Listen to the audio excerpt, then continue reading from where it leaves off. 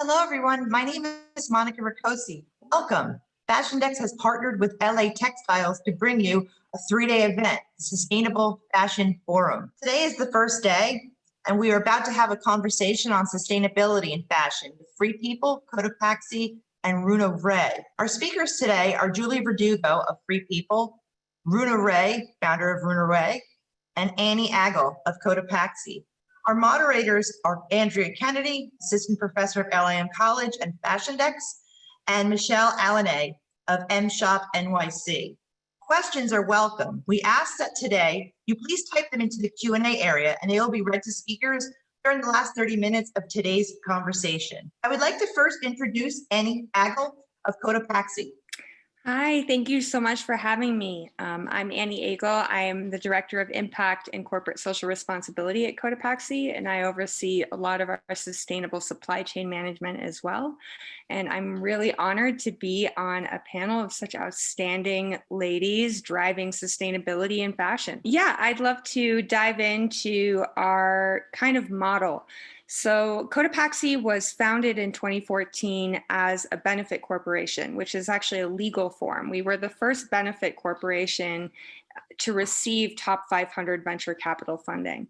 And so the benefit corporation legal form really allowed us to embed mission from the first day of our founding into our business model, which was all about a sustainable way of producing economic equality through alleviating poverty. And so we've always tied our profits to our giving model. And historically, we've given close to 100%, just about as much profit as we possibly could manage to stay a sustainable business away in the form of grants to alleviate poverty in the Americas. We've also really focused in the last couple of years as we've been able to grow and kind of elicit a better negotiating position across our value chain. We've really tried to drive sustainability, and I mean sustainability both socially and environmentally across our value chain. And so that means we hold on the design side to what we refer to internally as the 3 R's, that everything must be responsible, repurposed, and recycled. And so we try to design to eliminate waste whenever possible. And so our Del Dia and repurpose lines all use scrap materials that would end up as landfill waste that were produced by other brands that we then purchase. And in this way, we really help eliminate that waste, which ends up in supplying based countries, which is not fair. It's not fair that they have to deal with the trash and waste developed by developing countries. Or developed countries. And so we really designed to eliminate waste. And then within our factory, we really try to drive social change and workers' rights through the fair trade certified model whenever possible. If not, we really try to do beyond capacity building. As my panelists will probably know, but many of you may not know, global supply chains is now considered the leading cause of global slavery. There is over 120 million people living in conditions of forced slavery in global supply chains. This is one of the biggest human rights crises that is not being discussed. Global supply chains are incredibly complicated, and many of the compliance regimes that have been developed by large multinational enterprises are absolutely not protecting the rights of workers. And especially in the COVID era, there's going to be a lot more pressure on impoverished people to get into cycles of debt bondage where they take work on promise of immediate payment, but end up in debt bondage to their employers. There's a lot less attention because the auditing cycles have been halted. And so this is something that is really top of mind for us right now. And I'm excited to dive deeper into these issues with my fellow panelists today. So our impact during COVID, we've really tried to drive a lot of impact. When this first hit, we really tried to ask ourselves, not just from a basis of fear, but say, hey, we're a corporate citizen. Right now is our time to really make our mission thrive and work for everyone. And we need to consider the impacts this is having, not just on us or our customer base or here domestically in America, but what this means for the world. And Bill Gates actually has a phenomenal quote that he released last week saying that 25 years of human development have been undone in 25 weeks, which is an absolute tragedy. So we were headed in the right direction in a lot of ways when it came to alleviating poverty, when it came to girls' education, when it came to gender rights, when it came to improved internet access. All of these kind of human development indices were generally moving in the right direction, and that has, of course, completely gone in the wrong direction since COVID. And so we've really tried to step up, and we released just as many grants as we possibly could during this time. And I'm very honored to say that in large part due to the hard effort, not just of me, but of our leadership and our whole team, we've been able to impact 250,000 individuals directly and assist them either through cash payments, through grants, through personal protective equipment in a variety of different ways. We've donated 100,000 masks to Mercy Corps clients in South America. We launched a repurposed mask program, which was helping eliminate some of the factory waste that was generated through canceled orders. And so we launched our own mask using that remnant fabric based on a one-for-one model, meaning that every mask that was purchased by a customer, we donated one to Mercy Corps. We've also really delved into malaria preventing bed nets. This has proven one of the most effective ways of eliminating poverty. And so there's actually been a rise of malaria similar to the climate crises we're experiencing domestically in America right now, especially across the Amazonian plateau. Because of increasing temperatures, mosquitoes are on the rise. So there's only one area of the world where malaria is on the rise, and that happens to be in the area of the world where we are invested, so especially Ecuador. So all of these bed nets are going to indigenous communities in Ecuador that have had to deal with increasing malaria. And then as well as we've really tried to lean in to provide medical services, especially to Venezuelan refugees. So that's kind of where we're at today. I could also tell you all of the things that we're not doing. I'm sure all of my panelists will tell you that, supply chains are never-ending onions. And I also have a lot of concerns and worries. And for any of the students or brands online, I would say start somewhere. And so I kind of want to talk and end my spiel a little bit on how we're kind of tackling sustainable supply chain management, which, as I said, is incredibly complicated, and there are many tools. And so we've really leaned into the Sustainable Apparel Coalition's HIG Index. This is where we compile all of our audits on our factories down to tier 2. And as well as hold ourselves accountable through the new HIG brand module, which really reports on a brand's human rights and sustainability initiatives in their supply chain. We have a very dynamic partnership with Fair Trade Certified. So a few of our factories are Fair Trade Certified, but we also engage directly with Fair Trade Certified Philanthropy, which, even if there is not a Fair Trade Certified factory, it's allowed us to introduce collective worker bargaining actions and to support directly sewers. One of our factories was in India during this time, and I absolutely thought it was criminal that any of our factory workers should be laid off or not experience financial assistance. And so we did an immediate grant that helped bridge any of the pay gaps that they experienced due to COVID. And then we also do a lot of capacity building. So capacity building is much more collaborative. As a small to medium-sized enterprise, we are definitely not what's considered to be the supply chain head. So we can't just go with a top-down approach and say, hey, factory, you're not ethical, you need to be ethical and make all of these changes or we're going to drop you, which is not how I think it should be done. I think that every interaction you have with a supplier is a chance to behave with more democratic intention, with more humility. And so capacity building really is at the heart of our approach, which is based on partnership and equality. So we really try to treat our suppliers with equality. And as we kind of battle domestically, very importantly, with racial justice, with issues of diversity and inclusion, brands and customers need to be thinking about relationships with suppliers. And so I mentioned our design approach, transparency. We have our code of conduct, restricted substance list, and our factories down to tier 2 are all publicly available. We want that accountability. We depend on our customers to hold us accountable. We don't think we can ever effectively hold ourselves accountable as a brand. There's just a conflict of interest there. And so we really try to solicit that accountability. And then we're really trying to, like I said, move beyond compliance. So that's my spiel. Thank you so much, Annie. Up next, we have Julie Verdugo. Yeah, thank you guys all so much.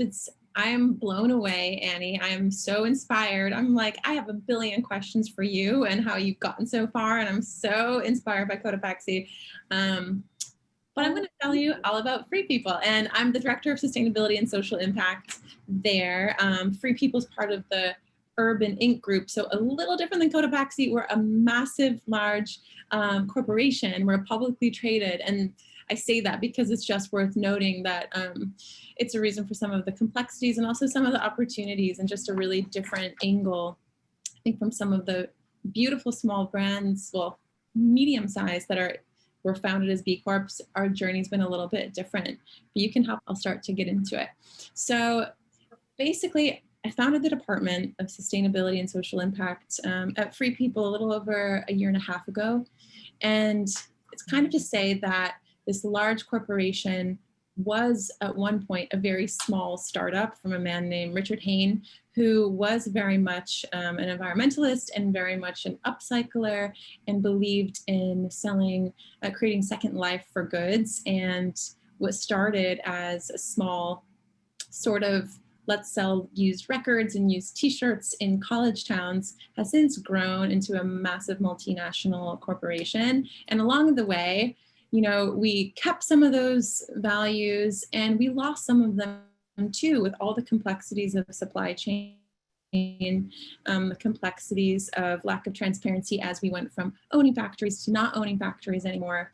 And basically, I saw a really big opportunity, as did our leadership team, for a bigger focus on this, to start holding ourselves truly accountable by setting sustainable and impact-specific goals in the future. And also, what were the things we were already doing that, that we could also start to share with our customer base to start to get credit for, but also grow and increase the impact of.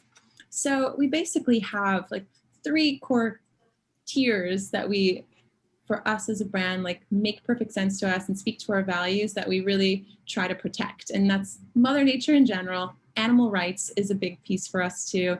And community, which is formerly female empowerment.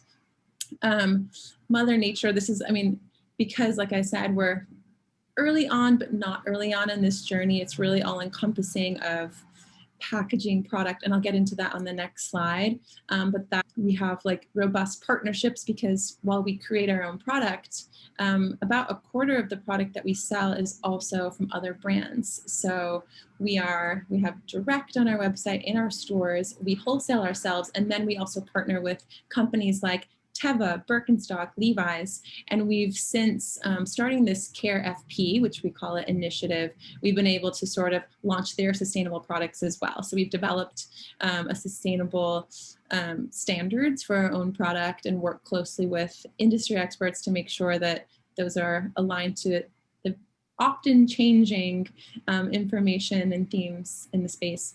Animal rights, we're very much advocating for adopting and not shopping. We also cater to a vegan audience, which has its own challenges of sustainability, but this is more of the impact side of things. And then community, because Annie, I really liked what you're saying about, sustainability is not just when we're talking about it, we're not only talking about the planet, we're talking about the people that are part of the supply chain, and the people that are in communities adjacent, or the people, and not just communities adjacent to the production, but communities adjacent to the customers.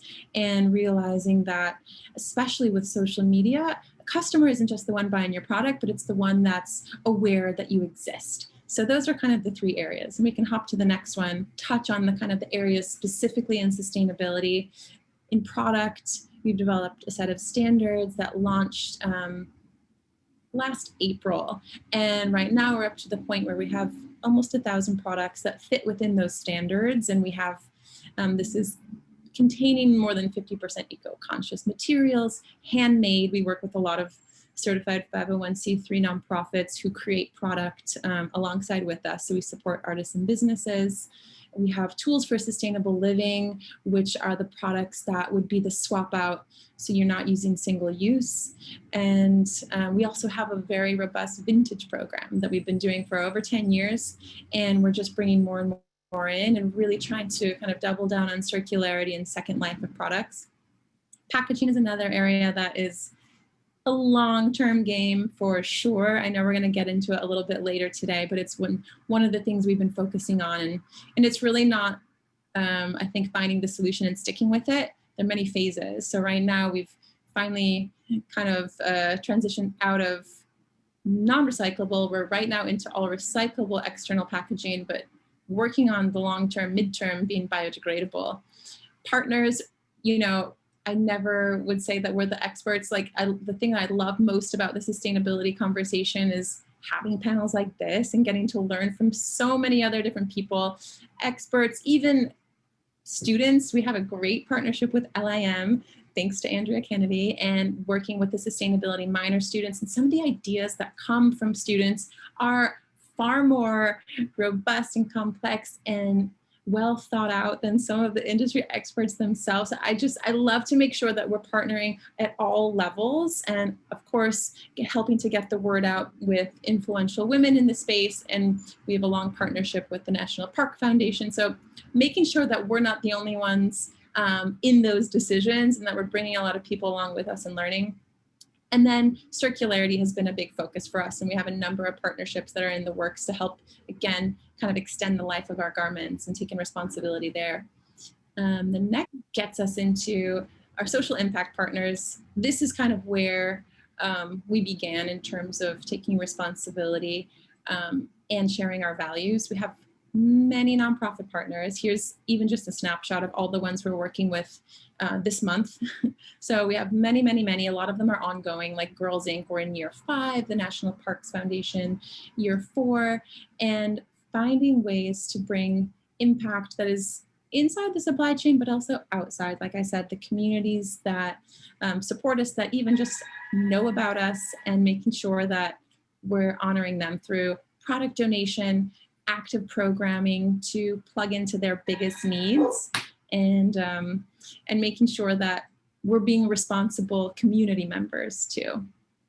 So that's kind of it in a nutshell. Greta Thunberg is one of my biggest, I would say, mentors, but she doesn't know I exist, but I love her truly. And I think for all of us, it's making sure that we're not playing by the traditional rules, because right now the rules weren't made to protect the planet or its people necessarily, and it's time to get creative. So thank you so much, Julie. Up next is Runa Ray. Runa, please unmute yourself. Thank you so much. I think the discussion has definitely started off on a great footing. Lovely hearing about the things that you said, Julie and Annie, and thank you, Andrea, Michelle, Monica, for having me on board. So to introduce myself, I'm Runa Ray. I'm a fashion environmentalist and a documentary designer. I'm also an entrepreneur, and I own my own label, which is called Runa Ray, which is like a small scale industry, mostly boutique in its designing. I work on a lot of projects with the United Nations, mostly with the SDGs. And lastly, I would like to say that I use fashion as activism to educate and advocate for policy change. So what you see here is a jacket in burlap, because burlap is like one of the core fabrics, but I believe in the mantra of reduce, reuse, and recycle, which is like one of the core mantras for my sustainability. And here you can see it sprouting, the saplings to show the circularity in fashion. Here you see a more closer version of the same jacket. And this was exhibited at the United Nations. This was, again, another burlap dress, which spoke about climate change, which is the goal 13. If you look closely at the embroidery, you would find life underwater, and you would find life on land.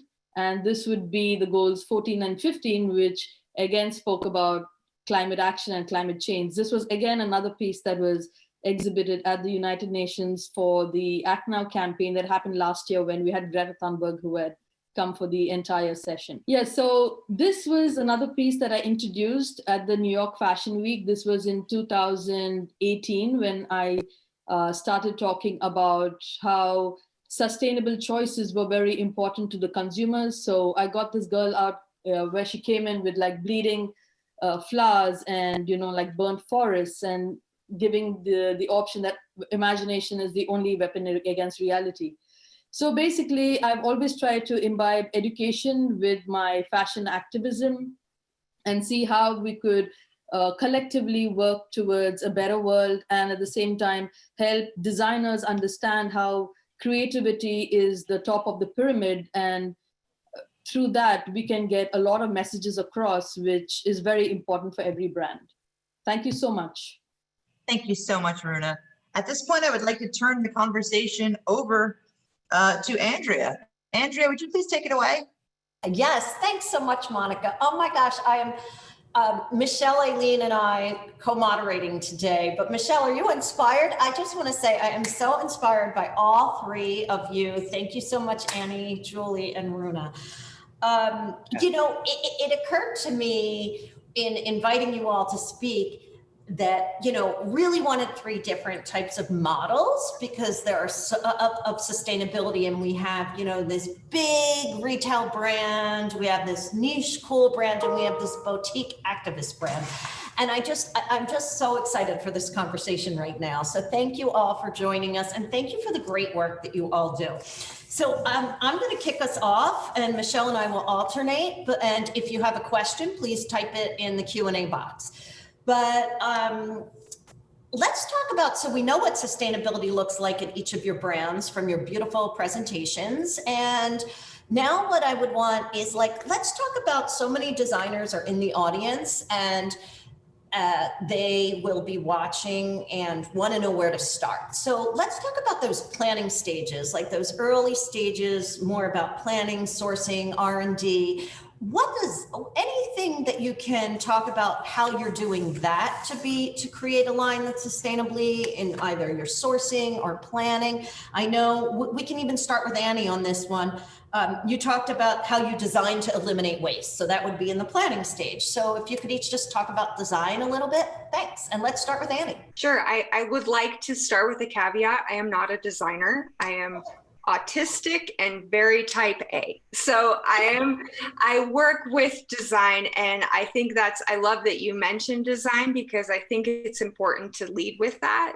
I would say even higher level though, have a mission, have a sense of purpose, and really hone in on that. Like, I love that Free People really decided, like, this is what sustainability means to them. It means, you know, people, community building, animal rights, like they have their areas. For us, it's really SDGs 4 and 8. So it's alleviate poverty and driving economic equality, because we know economic inequality that's all the same as poverty, right?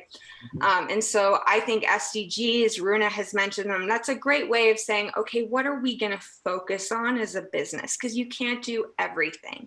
And then from there, design from there. And so we saw this opportunity, especially when we were started as a very small company, and it really developed as a partnership with a supplier. And I think given that we were focused on these SDGs, we just saw suppliers as partners, not as lessers. And so that really developed the ability to go to suppliers and say, what are your issues? What sustainability challenges are you facing? And our factory said, we're sitting on all this factory. Historically, to get insurance money back, we have to show proof of destruction, which means we literally light this product on fire. And we think someone could use it. And said, great, we will design to eliminate this waste. And so our first pack designers figured out how to use all these crazy colors and make a backpack out of it. And I think a lot of people think our design, that crazy, colorful design, was intentional. In a lot of ways it wasn't. That was the colors that we had. And so, then we were like, you know what? Let's not be basic. We're the anti-basic. People are not boring. People are unique. People are interesting. And so why shouldn't fashion reflect that? Why are we just wearing creams all the time and beiges? And why are we trying to blend into the background all the time, especially women? We should be peacocking. We should be living it up. And so I think that's our design ethos. Nice. And that's how it supported that mission. Amazing. Thank you. Runa, you want to go next? So basically for me, sustainability was something that I got into pretty early because as a designer, I worked also a lot in the back end of factories. And there were a few things that I got to see was a lot of fabric wastage. There was unnecessary prototyping that was done. There was, even in the factories, you would have men who were probably on a higher pay scale than women, even though you had like women who were like majorities in the factories. There was a lot of occupational lung diseases when it came to like the denim industry. So for me, I think keeping the end in mind and circularity in fashion is really important. And as a designer, I believe in using natural fabrics. So for me, it's all about giving it back to the soil so it gets to be fodder and goes back into being a crop. So every time I design, I keep this in mind. And the other important thing for me in sustainability is when I'm creating a product, how easy is it going to be dismantled for recycling? How much metal am I using? How much print am I using? And I think this is something which I also learned coming from a corporate, because at that time we were doing children's wear, and it would have like a plastisol print. It would have metal. It would have, a mix of fabrics. And thinking of recycling a product like this would be almost impossible. So, it's like the KISS formula, keep it simple, stupid. So that's something that I always employ in my designing ethos. Thank you so much. Thank you. Julie. Yeah, this is a big one, but Annie, I completely agree with like the starting with your mission and your values. You can go in a million different directions, especially as like a big running beast of a company. There are a million things you could be doing better. Every day I'm thinking about all the things we're not doing as much as the things that we are doing.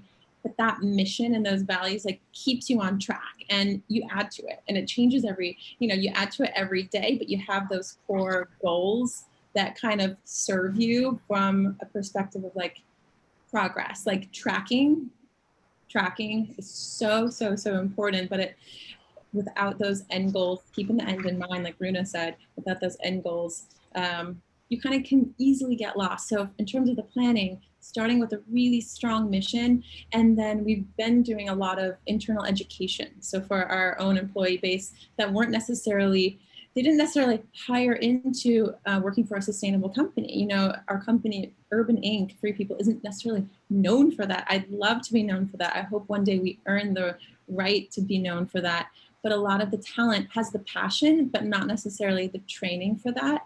So we've really invested in a lot of internal education and talent acquisition. So we've been making sure to look out for sustainability backgrounds in the people that we do add to our teams. This week, I met one of our newest adds to the sourcing team, our new director of sourcing, for a lot of our activewear, and she is coming with a very robust sustainability background, and I couldn't be more excited, but it was really important that she had that for such a key role. So the team, like the people behind the label in terms of planning is such a big one. And then when you get those people, then you can start designing for sustainability in the project, but making sure that everyone internally is kind of like. Thank you so much. I love that you mentioned education, Julie, and less materials, Runa, really also very important. And then Annie, using those fabric wastes that would normally be incinerated. And I love your patchwork, backpack. So thank you all. I toss it to Michelle. Yes. Hello, everyone. I'm so excited to be here. I love everything that you all are saying.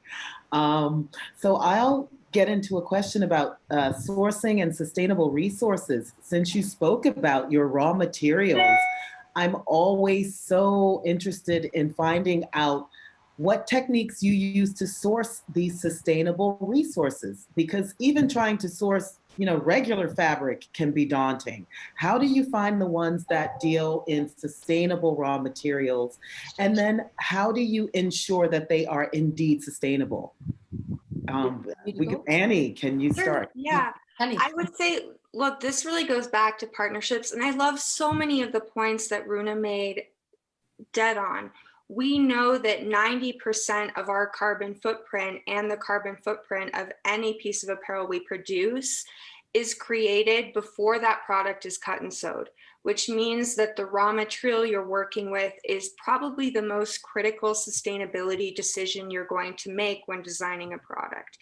And, you know, when we were really looking at our assortment, you know, repurpose is an interesting space. And one of the kind of harder mathematical inquiries I had to make is it better to go use natural fiber or try to repurpose this? And we figured that finding this niche way of using waste so that it doesn't end up in landfills, especially kind of clogging down the waste systems of these countries that are not responsible for producing this waste, which is a racial and an economic injustice, in my opinion.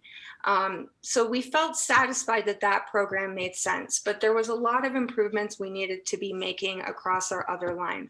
And that's why, especially for cotton, your average conventional cotton t-shirt takes 40,000 liters of water to produce.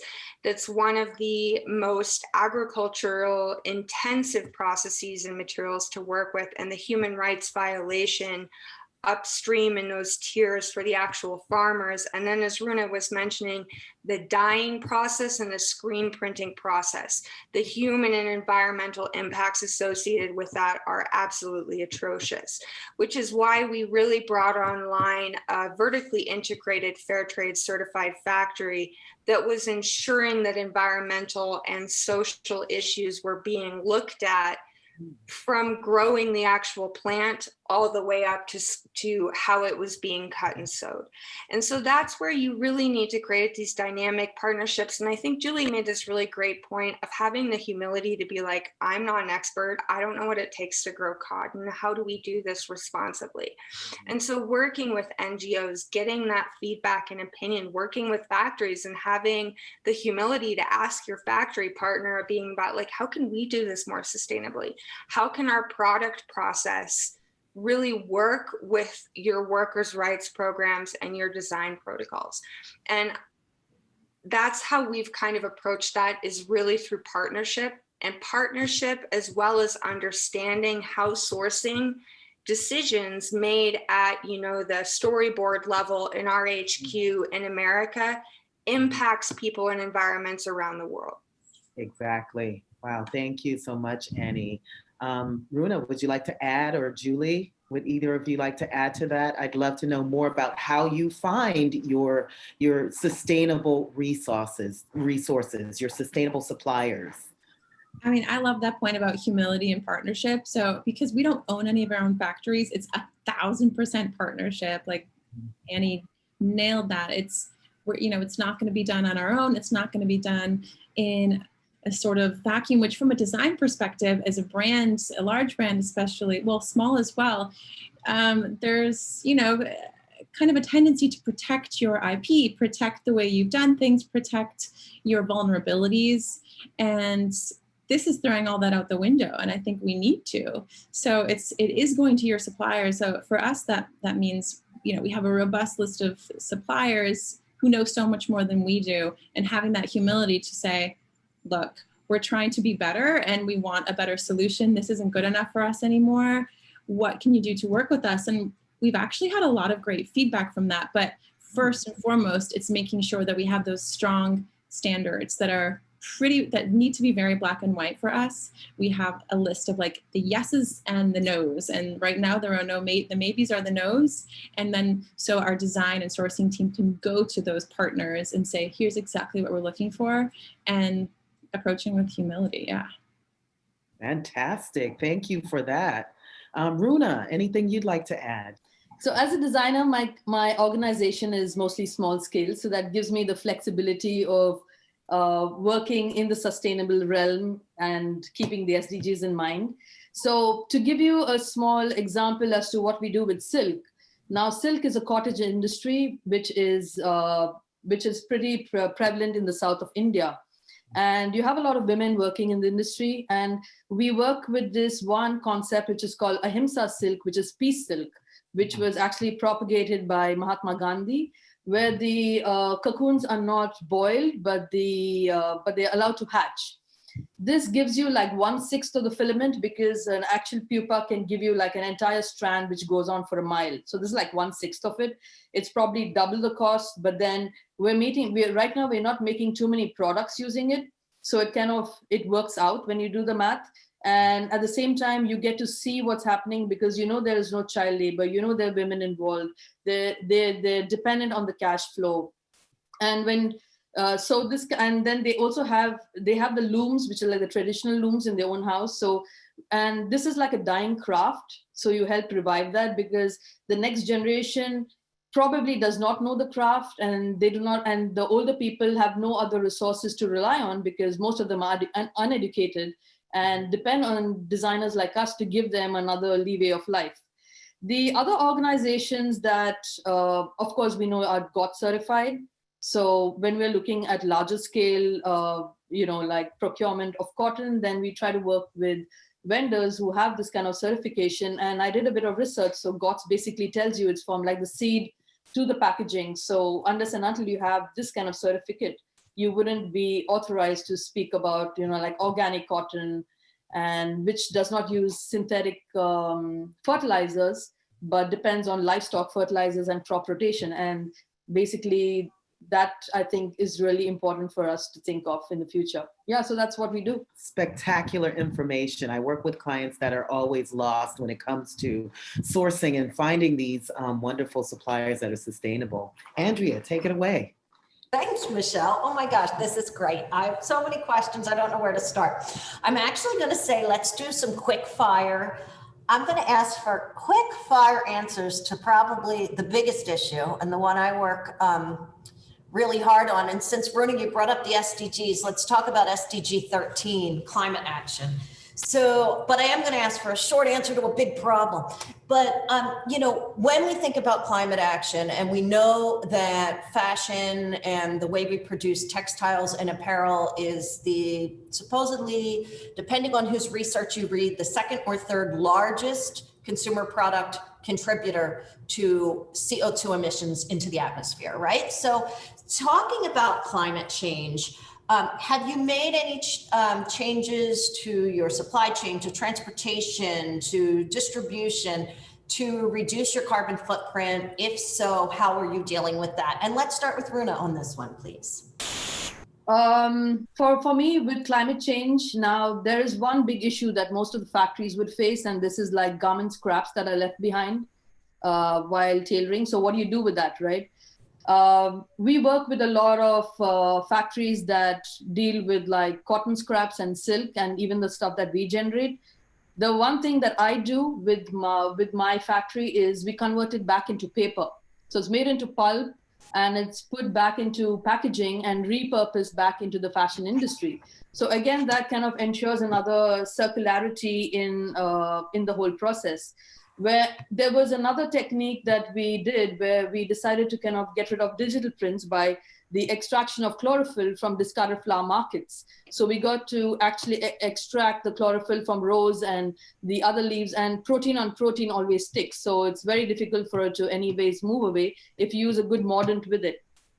The last one was in February for the United Nations Ocean Summit, where using the ancient technique of marbling, which is done in Turkey, we got to dye 250 meters of fabric using only 40 liters of water. There was no water wastage. Wow. There was no dye that got into the drains. Yeah, so I think, like I said, innovation is key, and that's what I think we are trying to achieve going forward and help combat climate change.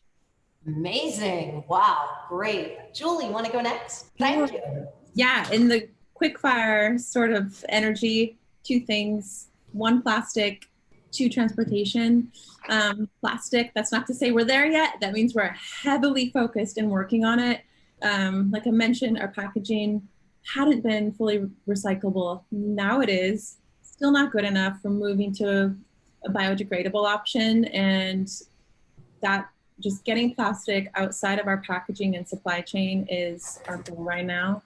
and also transportation. So we've recently, well, a couple years back, we've been on this journey of like, we have these massive distribution centers. We have one in Reno, Nevada, one in Gap, Pennsylvania, and also one in the UK as well to serve European. But to cut down on emissions and transportation, we've converted all of our stores, so we have over 130, into mini distribution centers, so that when someone's placing an order in Texas, she's getting her order from the Texas store if they're able to fulfill. So just shortening those distances and reducing emissions where we can. Woo, regionalism. I love it. Yay, thanks. And Annie. Yeah, I'd say when we look at our carbon footprint, we try to prioritize via, what is the biggest impact. And so similar to Runa, we've really tried to take the repurpose model, which are using the scrap maze, but we've been trying to reach out to brands who are historically competitors, to other suppliers in areas where we know they've been especially hard hit by irresponsible purchasing and demand shocks from Western companies, and say, hey, how can we help you use that waste?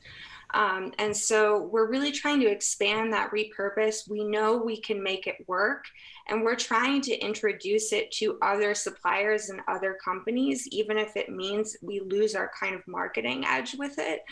We feel that, if you really want to have a difference, you can't be proprietary about sustainability. You have to say, okay, we're a small company. Our impact is going to be very limited if we don't try to convert others who are not practicing this, and we know we can make this model work.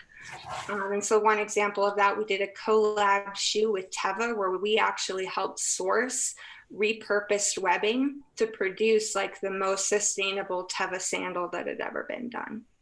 And so we're going to try to build on that one. The other thing that we're really focused on, the second was transportation. If the shipping industry were its own country, it'd be the 4th largest emitting country. And so we've actually partnered with Flexport, who is our shipping and logistics provider. Amazing company. Amazing company. Amazing company. And so through them, we've been able to, one, transition away from air freight whenever possible, and using ocean freight, which is hugely decreases your emissions right there. And then also offsetting 100% of our bulk shipping. And next year we will be offsetting 100% of our carbon shipping. And then the third item is packaging. And we're also trying to educate our consumers that plastics is so much in the forefront of people's mind, but that might not be the biggest sustainability input. And so our hang tags were already sustainable. What was not sustainable for us was our poly bags, which the clothing is being shipped in.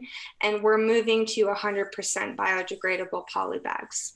So that's kind of our goals. But we still have a long ways to go. I'd say the next step, one area I'd also like to say we have not yet tackled, which is a challenge when you're such a small part of a factory in terms of your line and product placement, is water usage in factories. Runa mentioned some great stats around just how water intensive fashion is. And so that's the next step for us that we're going to be looking into.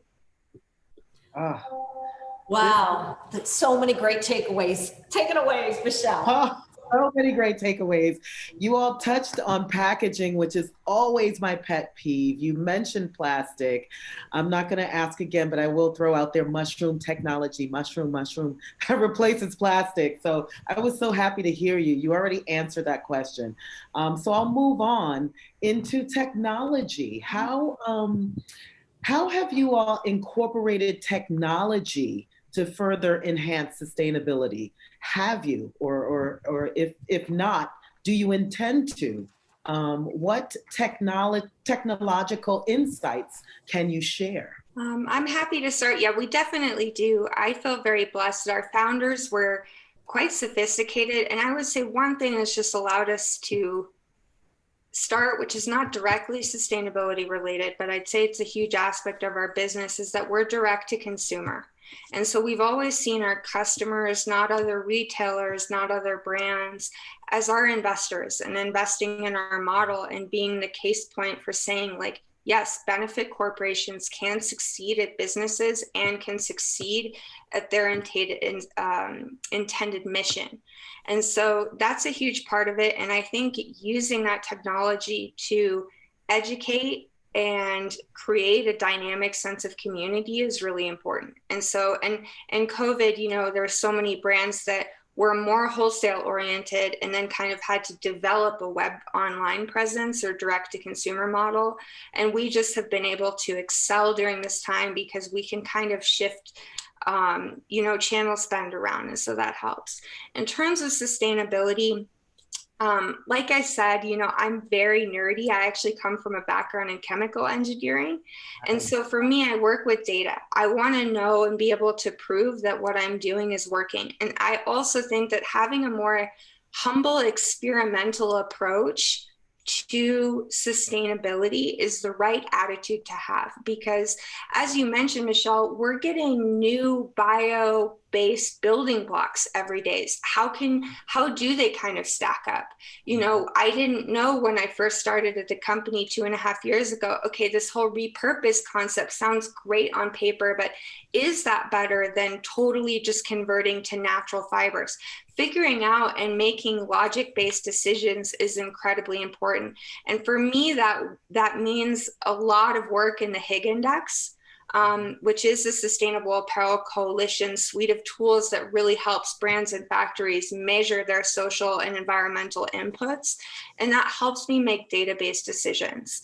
I also think the other thing is looking at, you know, real demand curves and expanding research to include, you know, what's happening at the country level, what's happening at the industry level, and really processing that data. And so we definitely lean on technology a lot.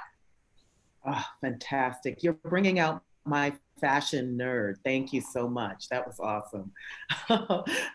Julie, would you like to add to that? Yeah, I'm another fashion nerd myself. My first degree is in industrial operations engineering. So engineering and fashion, love it. Love it. Data is my favorite tool. It's my favorite tool because I feel like so often, like for a long time, the sustainability and social impact industry category had been sort of like a nice to have. It was like CSR, how nice, you're doing better. And it's like, oh, no. There's science, there are numbers here. And to have to prove a business case is basically, I know what all of us have probably had to do along the lines, even, you know, within very pro-sustainable environments, you still need to show and make sure it's worth the investment, because sometimes it is absolutely an investment, or it's the opportunity cost of doing this and not that. And data just helped to get there. So in general, I would say data, technology, a good old Excel spreadsheet is like my favorite technology. We've also invested in, you know, some pretty awesome platforms that help us reduce our sampling back and forth. So these great like digital 3D modeling tools, that has been a big one for us. So that's for the across the urban group. And then partnering with technology where it makes sense. We've recently gotten into the secondhand marketplace area in partnership with Poshmark. So, you know, that's a nice tech app platform, which we're really excited about. We were in our beta test right now, but their technology, which is really a simple app of community that wants to make sure they know the transparent second life of a garment, has been a great partnership for us. So. Fantastic insights. Thank you so much. Runa, would you like to get in on this one? Yes. So the way I use technology is kind of different. Mine is pretty simple. We all have the garment tags, right? So I have created a QR code for the consumer. So they just have to scan the tag and it gives you an entire array as to how the product was made. Does it have any legal cases behind it? It does not have any child labor, how much of water was used to make the t-shirt, how much of microfibers would be released by every wash. So you need to know how much washes you would probably put your garment into. Is it GOT certified, and how you can probably repurpose the garment, and what is the actual lifespan of the garment. So rather than you getting rid of it in like 3 to 6 months, you know that its lifespan is like 2 to 3 years. So yeah, that's how I use technology, mostly for education. Exciting. I'm so excited. I hope my students are here. This is, I'm dancing a jig under my desk here. Andrea. Sure. I'm going to, we've got some questions, so I'm going to shift over there because we are kind of running tight on time. But the question is, you can answer any of these that you want, but either Julie, specifically, if you have that information on hand, what 3D modeling software are you using for those digital twins and whatnot? I guess I say digital twins because I heard it from Vans, but I mean, and then talking about like we have a lot of small fashion brands historically as our attendees. So where can they source 100% biodegradable poly bags? And I love Cynthia asking like, but they're still plastic. We're still using oil and petroleum, right? So, or are we? So if you want to answer one of those, and if not, then also the social side of fashion. If you want to talk about how you ensure that your workers are being treated fairly also. And I'm giving you all three only because I feel like we probably only have time for one more question after this. So where can they get poly bags that are biodegradable? What software should they use? And you can answer all three, and any one or all three. And then the social side, let's start Julie this time. All right, well, we actually have we're lucky. This is one of the lucky moments where we have a huge IT team that is able to support some of these big initiatives. So I actually want to find the name for you because we've been working in partnership with a specific software to make that also in-house, but I'm going to do a little research and make sure I have the right name because it was very much somebody else's idea, and I want to make sure you guys have that. So that's that one. Jumping to the biodegradable poly bags. You tell me if you know. You know what? We've spoken to about 15 different suppliers, and that's from a funnel this big and coming to biodegradable poly bags. We are in open talks with a couple. The biggest, I'm just going to say, there's a massive challenge on the transparency of the microplastic situation that comes off at the end of a biodegradable bag. There isn't necessarily a very clear standard in place for biodegradable, and that's been our biggest challenge. We got excited about, we almost, signed on the dotted line with 3 different suppliers, and now we're in talks with, like I said, a couple more. So you got to do your homework, and it's tough. It's really tough. So I don't have a name to share. So I'm going to get back to you on the actual software partner that we partner with. Thank you so much. Anyone else have anything to add to that? Sure, I can share who we use for our poly bags. Similar to Julie, I did a massive nerd out on this topic, and we have ended up going with Brand ID is the name of the company. And the reason for this is, one, they're partnered with Blue Sign Certified. So Blue Sign Certified is this amazing third party of German PhD chemical engineers. So I just love them. I think they're all the right kind of nerd. So we knew the chemistry going into everything because there is, as Julie's mentioned, there's a lot of scientific processes involved with that. They've also were the only ones we've talked to when they actually shared the data, had run these full life cycle analysis and actually breakdown analysis, and to see how that impacted water testing, to see how it impacted soil. And so we ended up going with Brand ID. And we stand by that decision. It was also difficult to find someone who's in our scale, and it's not cheap. That is the other thing. There's definitely an expense associated with this, and there's a lot more demand than there is reliable supply around these issues. So you do have to be careful.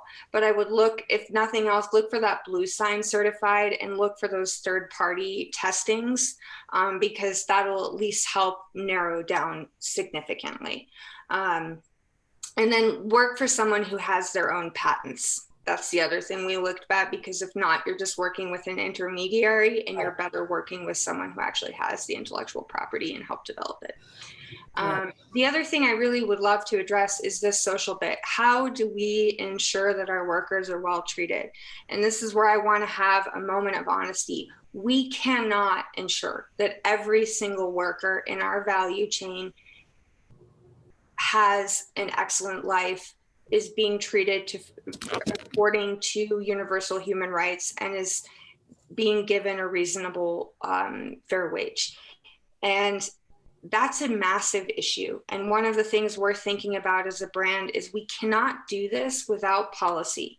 And as we head into the election, a huge area of focus for us is saying, I can ensure that all 100 of, the 10,000 employees at our particular factory are well treated, but what is my moral responsibility to someone else in that factory who's not part of the Cotopaxi model?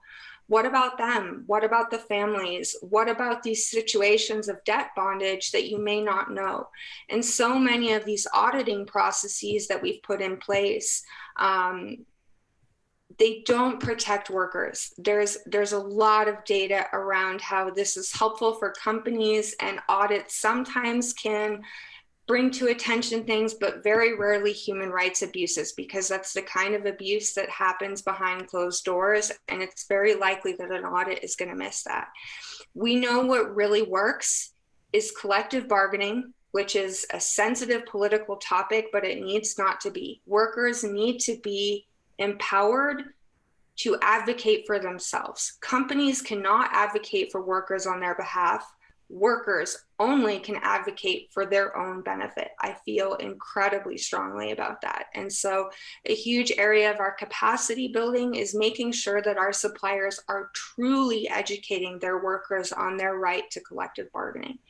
The other is working directly with our factories around capacity building and educating them. Especially the tier 1 factories, our bigger partners, a lot of times they don't even know what kind of shenanigans happen upstream of them.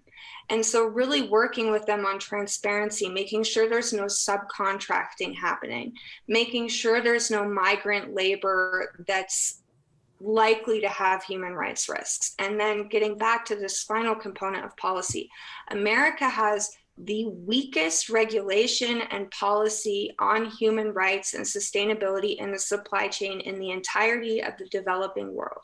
Vietnam has stronger labor rights than we do in America. And the only kind of act we have is the Supply Chains Act that was passed in California, but that only impacts extremely large multinational enterprises. 50% of all employment comes from small to medium-sized enterprises. So SMEs need to be engaged around this issue.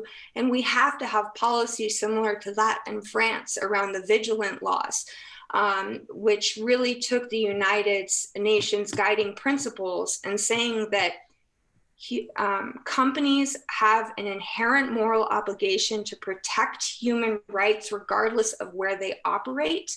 And they are now allowing suppliers and workers to sue French companies. There has never been a path to legal remediation before that. That needs to happen. And so Cotopaxi this year, that's something we're going to get a little bit more political about, and trying to collaborate with bigger brands, trying to say, regardless of this election outcome, we have to protect people in the developing world. We can't just steal natural and social capital away from developing countries and sell it for a profit here. That's not acceptable. So that's a huge area of focus for us as a company. Thank you so much, Annie. A serious topic, and I appreciate your deep answer.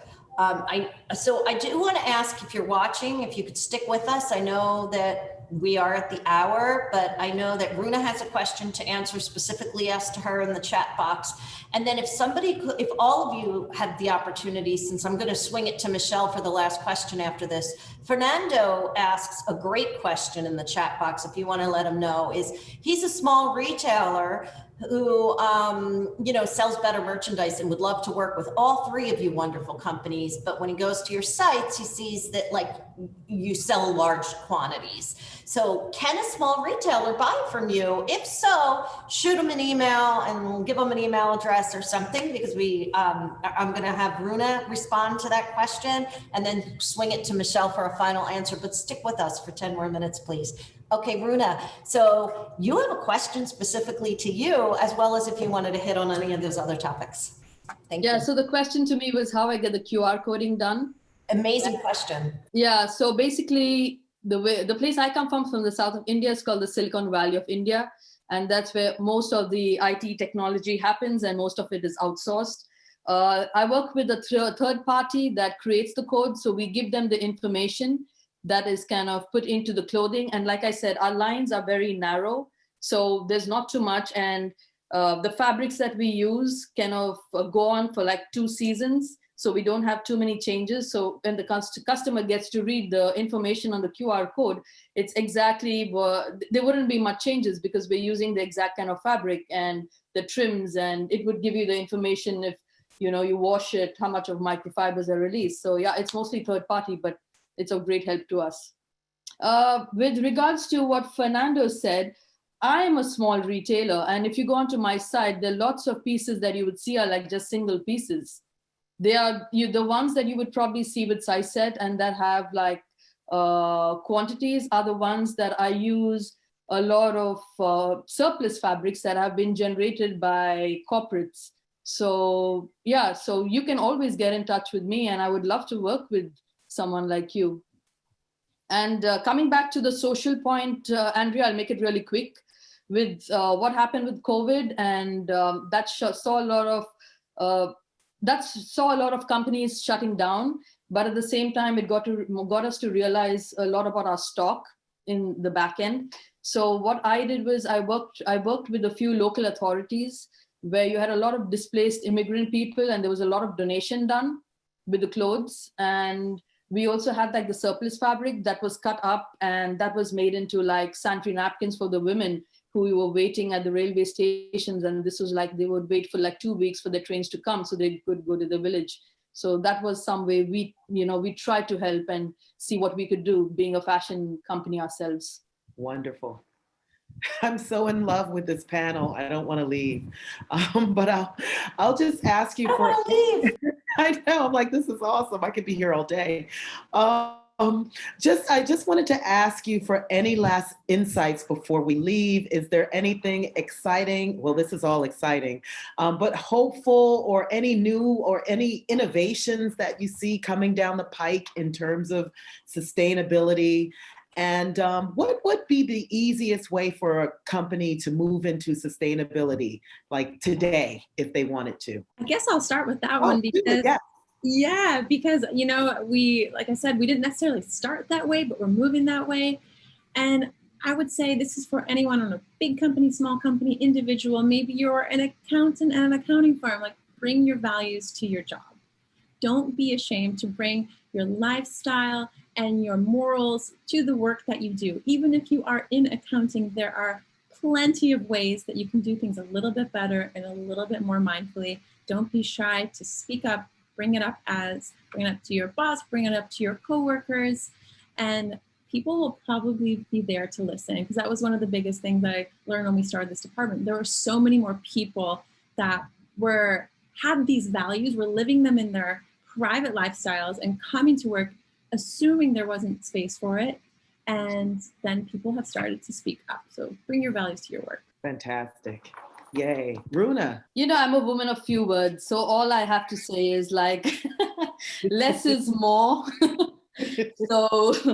So I think going forward, keeping the ideology of less is more, create accordingly, be more inventive. I think this is a time which really tests you, where you could really give back to society.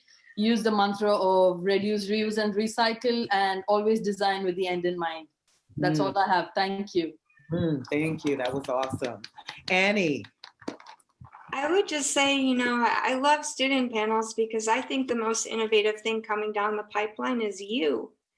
And for younger generations going and benefiting from these amazing teachers you have here who are thinking about these items, I don't know what's going to come down the pipeline, but I know it's going to be you guys who come up with those exciting ideas and making sure that you're listened to.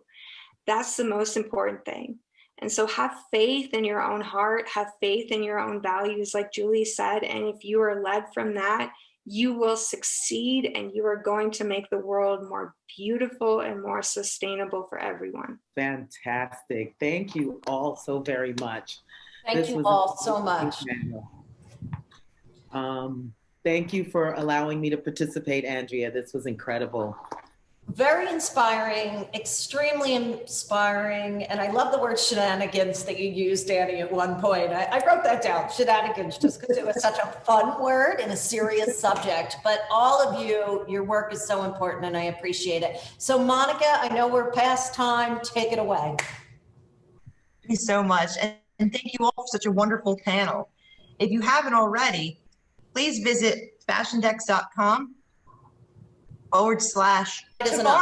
Tomorrow's conversation is actually with influencers on brand management, social equity, and sustainability in fashion. Valerie Ekuvan from You Belong Now and On a Curve, Eddie Rodman Jr. for Rodman Enterprises PR and Brand Management, and our moderator is Terrence Coffey from Tea Coffee Events and LIM College at FIT. And then Fridays, the conversation on sustainability and sourcing with local and domestic suppliers.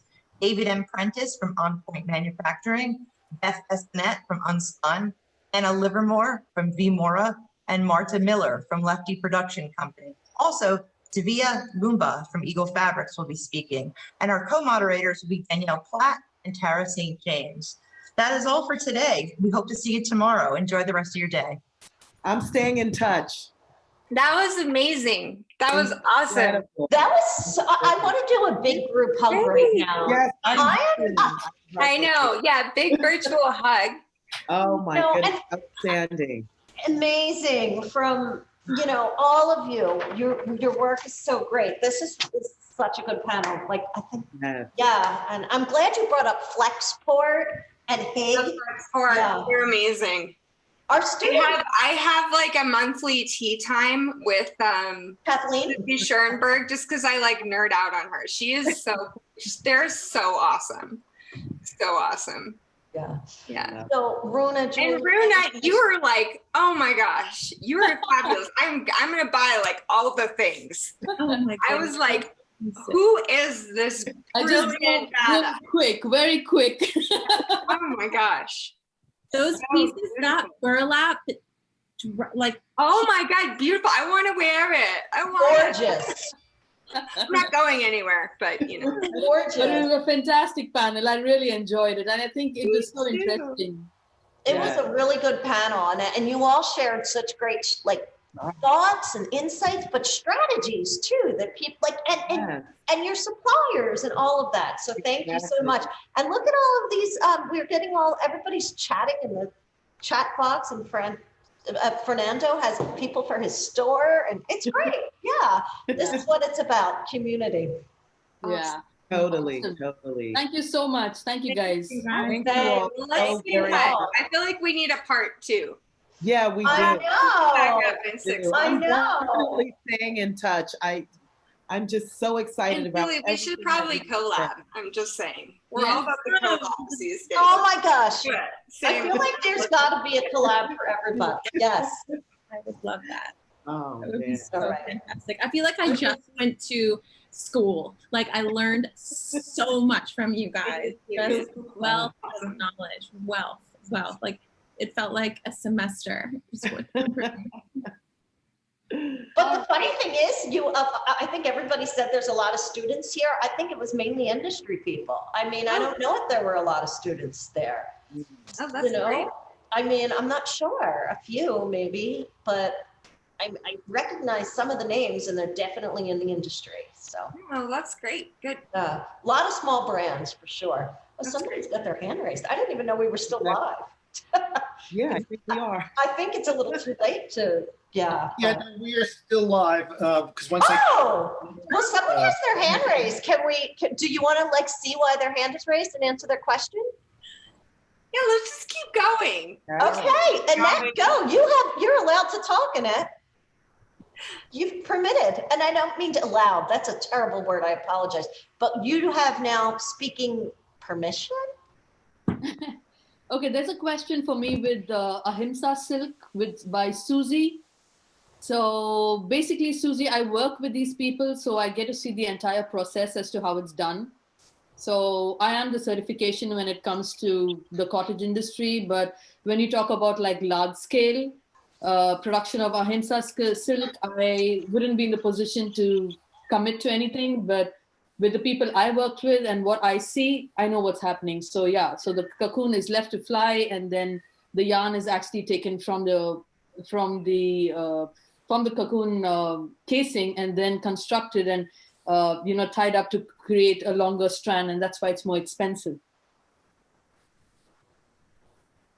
Fantastic. Wonderful. It's funny, yesterday, one of my students gave a presentation on just that topic. So I love hearing from you directly. And I was hoping that they're here today, or they were here today. Awesome. To watch it. Maybe they can blog about it on your college site. Yay. All right. Well, thank you all so much. Thank you. All. Have a This great was rest of your in- week. Oh, and Stay Rebecca healthy. says hello to everybody, and Riley, because they're here from the Sustainability Summit team from LIM. So we Thank do you. have students in attendance also. Yay. Yay. Hi, Rebecca and Riley.